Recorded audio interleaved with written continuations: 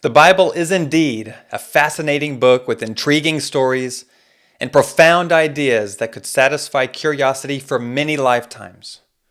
But if we aren't careful, satisfying curiosity is all we will use the Bible for, and then miss out on all its other benefits.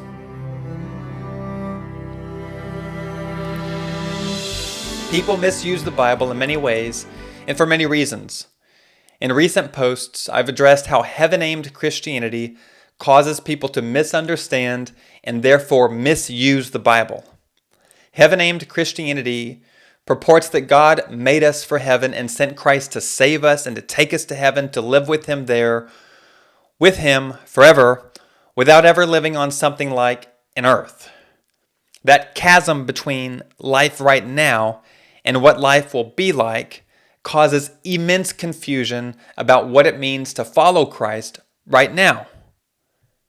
If humanity forfeited an earth, then why are we still here? And how should we live until we get to heaven, which is not earthly? For this post, the question is, why is the Bible so long if its main point is to teach us how to get to heaven?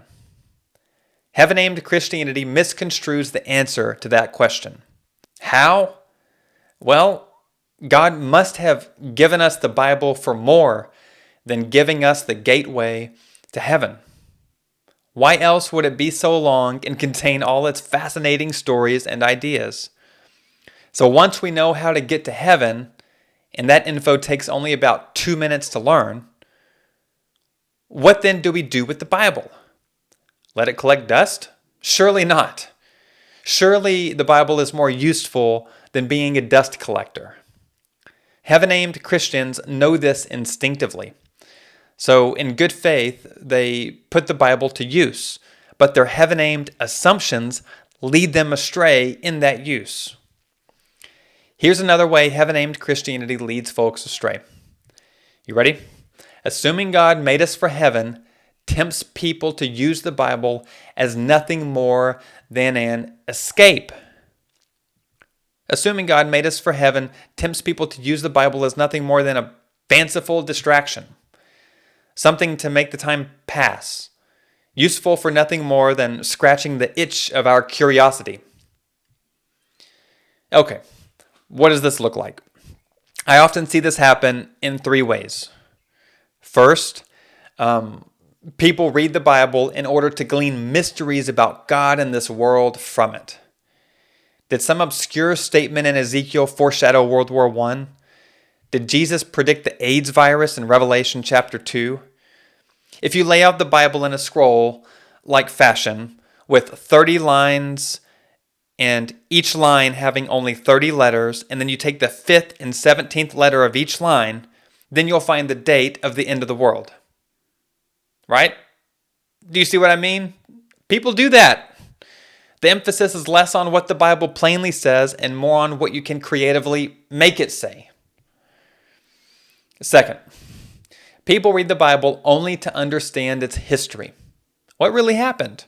Why did it happen? What are the consequences of the event? If I err in any way, it's often in this way because I am a student of the Bible and I think the Bible's fascinating on its own right. But reading it merely for scholarly purposes or as pleasure reading prevents you from accessing all the benefits it offers. And third, people read the Bible only to correlate end times prophecies with current geopolitical events. In my Christian circles, this is very common. To have an interest only in what the Bible says about the last days, and then to read the newspaper and watch the news and then predict what nation or what leader might do what in order to set the world stage in order for the last days to initiate. Now, the Bible does have quite a bit to say about the end of the world, and what it does say we do well to learn, believe, and heed. But reading the Bible only for understanding the end of the world keeps you from getting all of the good things the Bible provides. By now, you can see the common thread through all 3. These reasons primarily inform and entertain rather than foster your relationship with God or transform your life. Relationship and transformation. That is why God gave us his word. When the Apostle Paul was training his protege, Timothy, he told him, "The purpose of my instruction is that all believers would be filled with love that comes from a pure heart, a clear conscience, and genuine faith." A deeper relationship and life transformation. Those are the key aims of the Bible. Those are the intended outcomes for knowing the information in the Bible. Heaven-aimed Christianity pigeonholes people from fully experiencing those aims because it misconstrues what Christianity is about, and then therefore the purpose of the Bible. But there's a better kind of Christianity, which I call Heaven Now Christianity. Heaven Now Christianity emphasizes that the whole point of Christ is to help us to have a foretaste of the life of heaven here on earth until we get to heaven. Now, some who hear me say heaven might immediately think pleasure or giddiness. That's not what I'm saying. Living on earth the life of heaven is possible because we can experience a real relationship with Jesus through the Spirit. His Spirit helps us connect with him and receive from him, by faith, all the good things his presence brings. For example, you might be at church Sunday morning and your mind is concerned about a hospital bill you have to pay from an ER trip last month.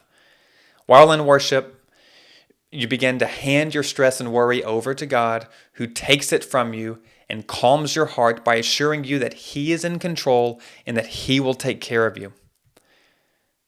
Heaven Now Christianity also helps you become the kind of person God intends you to be. Sin corrupts humanity.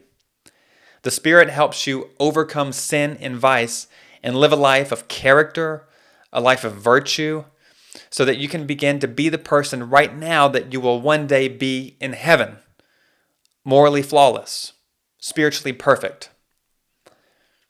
Heaven-aimed Christianity takes away the overlap between this life and the next, while Heaven Now Christianity helps you live out your God-given purpose in the here and now, which you will then complete in the next life when you have an imperishable body that is pure and perfect in every way. The Bible is not merely interested in transferring information or entertaining you with intriguing stories. Instead, God gave you the Bible to help you go deeper in your relationship with him and to transform you into a reflection of him. I'm Aaron. Thank you for listening.